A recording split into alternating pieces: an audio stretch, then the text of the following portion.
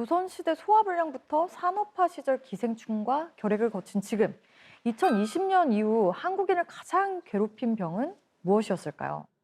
한국인뿐 아니라 몇 년간 전 세계인을 공포에 빠뜨리고 우리의 생활과 사고방식, 정말 모든 것을 바꿔버린 이 병을 꼽고 싶습니다.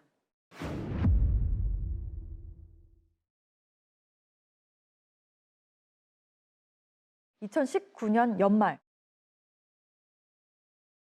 곧 다가올 새해로 기쁨이 가득해야 할 시간에 전 세계는 피를 주목하며 숨을 죽이고 있었습니다. 후베이 이성의 성도 우한시에서 폐렴 환자가 속출하고 있는데 원인을 알 수가 없습니다.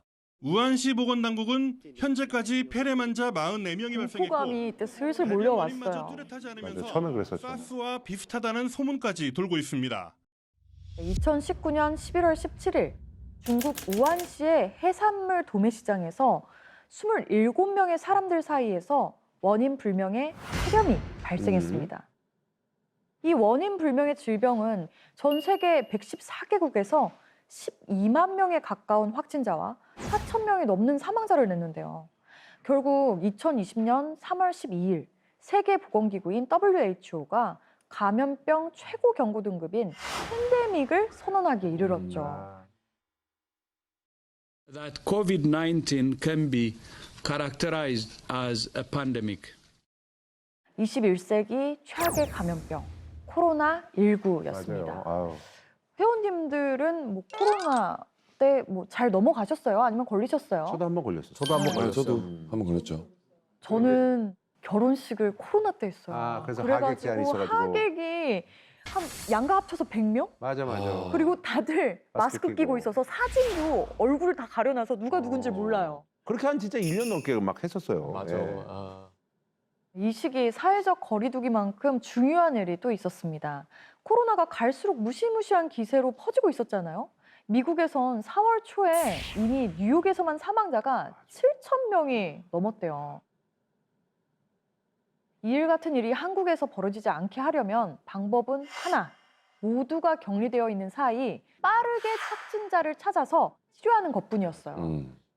어떤 과정으로 확진자 판정을 받았는지 기억나세요? 아, 기억나죠. 이 증상 있으면은 진단키트로. 선별진료소 가가지고 콧구멍이나 목안에 이렇게 면봉 끝까지 찔러가지고 PCR 검사했었잖아요.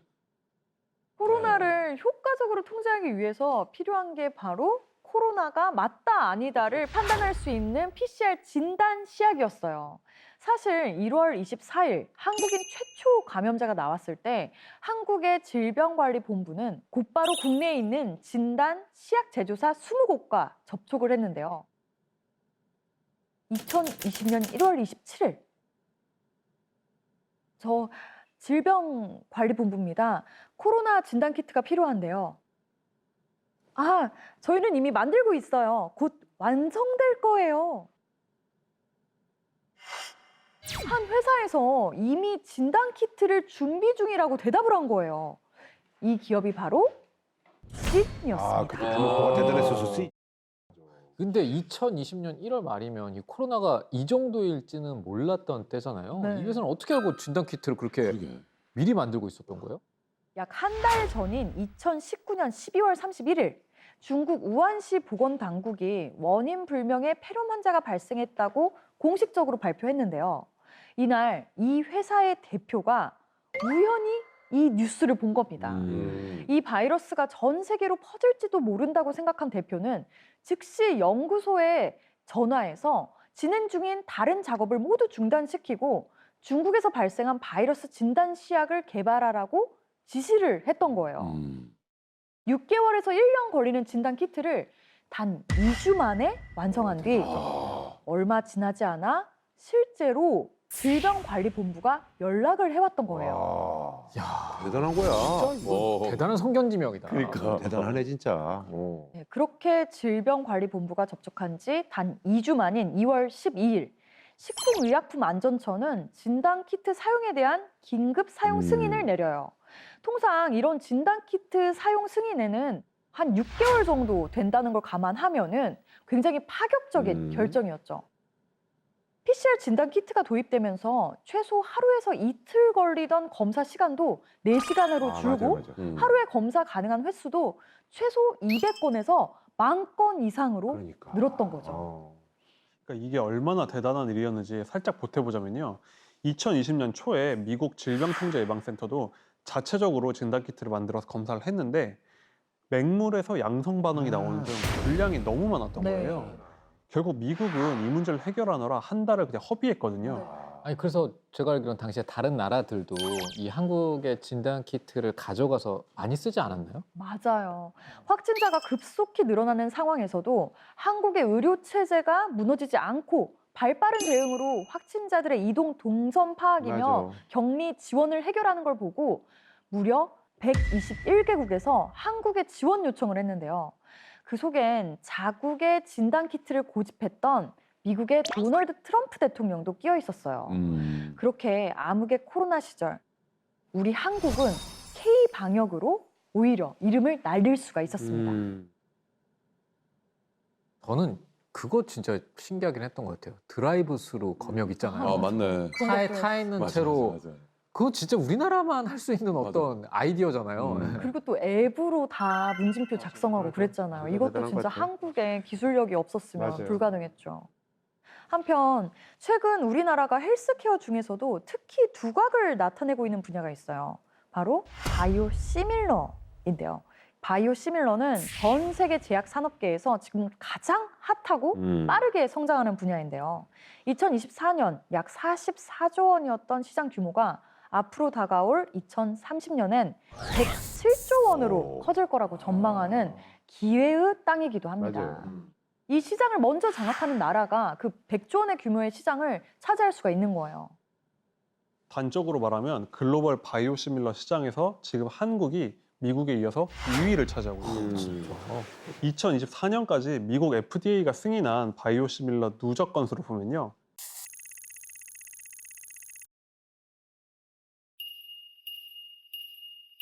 여기서 한국이 미국과 더 격차를 좁힐 수 있을 것 같은 게 2025년 1분기에 FDA가 승인한 바이오시밀러가 총 5개거든요. 그런데 그중에 4개가 한국이 만든 거예요.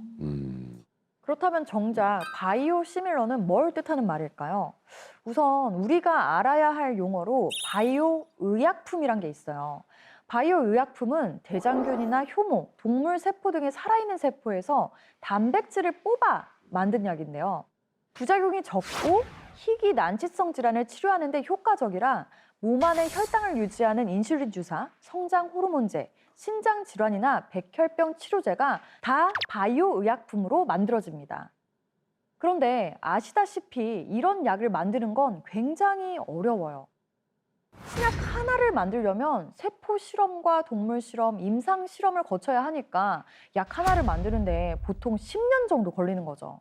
그래서 한 제약사에서 신약을 개발하는 데 성공하면 그 제약사만 독점적으로 그 약을 만들 수 있도록 10년에서 15년간 특허권으로 보호해줍니다. 하지만 이 이야기는 거꾸로 특허 기간이 지나서 만료가 되면 다른 제약사도 그 약을 따라서 만들 수 있다는 거죠. 앞서 말씀드린 바이오 의약품도 특허 기간이 있습니다. 이때 특허 기간이 만료된 바이오 의약품을 따라서 만든 약을 바이오 시밀러라고 하는 거예요.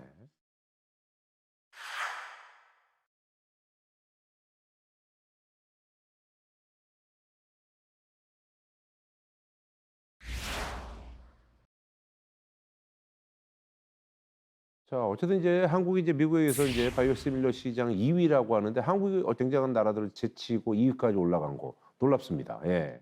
여기서 끝이 아니에요. 회원님들, 요즘 병원마다 외국인들이 부쩍 늘어난 거 느껴지지 않으시나요? 그렇죠. 네. 한국의 의료 기술이 세계적으로 유명해지면서 외국인들이 치료를 위해 한국으로 K 의료 관광을 오고 맞아. 있거든요. 이게 정말 체감을 하는 게 한국이 외국인 환자들을 받기 시작한 게 2009년부터예요. 근데 그때부터 천천히 늘기 시작해서 2019년에는 49만 명을 찍었다가 2024년에는 117만 명의 외국인들이 한국에서 치료를 받았는데요. 이게 2019년에 비해서 140% 늘어난 엄청나게 수치예요. 늘었다. 와. 쇼핑, 숙박, 여행까지 맞아. 패키지로 묶는 K 의료 관광이 뜨게 됐어요. 2024년 의료 관광을 위해서 한국을 찾은 외국인들이 쓴 돈이 무려 약 7조 5천억 원입니다. 부가가치가 높네. 세부적으로 들여다보면 중국이 약 2조 4천억 원, 일본이 약 1조 4천억 원, 미국이 약 7천억 원, 그리고 몽골이 3천억 원 정도 썼다고 해요. 몽골 많이 썼네요. 야, 몽골이 오. 아니 뭐 미국이라든지 일본은 뭐 성형하고 뭐 이렇게 이해가 건강검진 되죠. 뭐 이해가 되는데 네. 몽골은 또 왜 그런 거지? 2024년 한국을 찾은 몽골 환자들이 2만 5천 명 정도 됐어요. 진짜요? 많이 네. 와. 사실 다른 나라에선 보통 피부과나 맞아. 성형외과로 찾아오거든요. 그런데 몽골에서는 중증암이나 장기 이식 같은 현지에서 치료하기 어려운 병을 앓는 환자들이 많이 와요. 옛날에 우리가 이제 미국, 일본 같이 그렇게 오는구나. 그 중에서도 간 이식을 받으러 오는 분들이 아주 많다고 합니다. 아, 이유가 몽골이 간암 사망률이 세계에서 가장 그래요? 높은 나라라고 해요. 그런데 한국의 경우 간 이식 실력이 세계 최정상입니다. 생체 간 이식 수술 분야의 세계적인 대가인 이승구 교수가 개발한 수술법이 세계의 표준이 됐을 정도고요. 간 이식으로 가장 유명한 병원의 경우 수술 후 1년 생존율이 무려 28%예요. 그러니까 옛날에는 가난 거리고 그냥 무조건 죽는 거였어. 맞아, 맞아. 그러니까 왜냐면 제일 치료하기 힘들잖아요. 응. 의료 목적으로 한국을 찾은 외국인들이 가장 달려가고 싶어하는 곳은 피부과와 성형외과예요. 옛날에 성형외과를 많이 갔는데 요즘 피부과도 많이 오더라고. 맞아요. 피부과 진짜 많이 응. 와요. 피부과로 직행한 외국인이 56.6%로 야. 압도적 1위였고요. 성형외과를 찾은 외국인이 11.4%로 그 뒤를 이었거든요. 그런데 재미있는 게 피부과와 성형외과를 찾는 외국인이 늘어나면서 이곳의 지도가 바뀌고 있다는 거예요. 회원님들, 원래 피부과나 성형외과 하면 어디가 떠오르세요? 신사동 압구정. 강남이죠, 강남. 강남. 외국인들에게 여기 가면 예뻐진대 하고 소문난 동네는 바로 명동입니다. 명동이요? 그 이유, 최근 의료 관광객들의 목적이 진료를 받고 바로 관광하고 아하. 쇼핑도 할 수 있는 가벼운 성형외과 시술이나 피부과 진료를 선호하기 때문인데요. 명동의 경우 전통적으로 외국인들이 맞아. 많이 찾는 곳이다 보니 호텔과 쇼핑, 한국 대표 관광지까지 의료 관광객들이 원하는 모든 것이 갖춰진 지역이었던 거예요. 그래서 최근 명동 건물의 트렌드는 1층에는 드러그스토어, 2층부터는 피부과와 성형외과가 입점하는 거죠. 그래서 명동 내 의료시설 비중이 2023년에는 전체의 5%에 불과했는데 2024년 말에는 20%로 훌쩍 뛰었어요. 엄청 올라갔네. 네.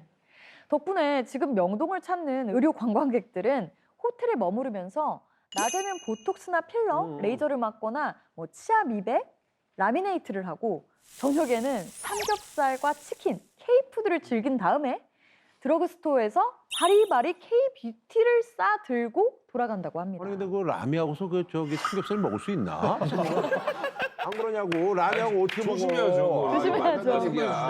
아니 근데 있잖아요. 사실 뭐 그 보톡스 뭐 필러 이런 것들은 사실 자국에서 해도 되는데 그러게. 굳이 한국까지 오는 이유가 궁금해요.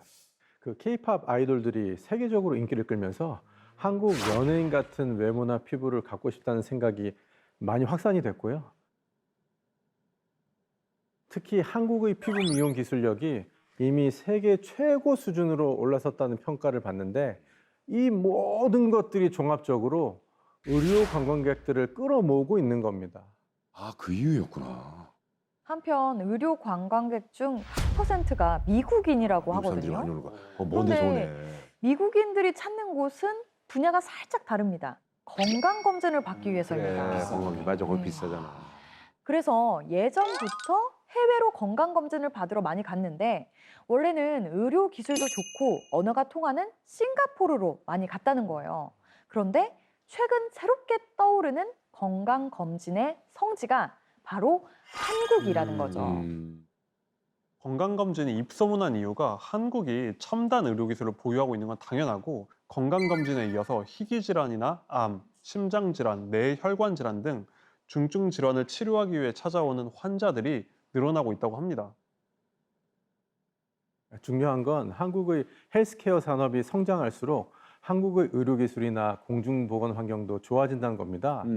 헬스케어 산업의 성장은 우리 국민의 건강 수준과 밀접하게 연결되어 있다는 뜻인 거죠. 네네. 말 그대로 한국이 세계인을 치료하고 있다고 봐도 과언이 아닙니다. 그러니까 사실 요거는 좀 다른 얘기인데 우리가 참 진짜 경쟁이 치열하고 스트레스가 많은 사회인데 그럼에도 불구하고 평균 수명이 이렇게 느는 거는 건강검진을 잘해서 그런 거야. 그렇죠, 그렇죠, 그렇죠. 그잖아. 미리 발견하고. 그러니까 예.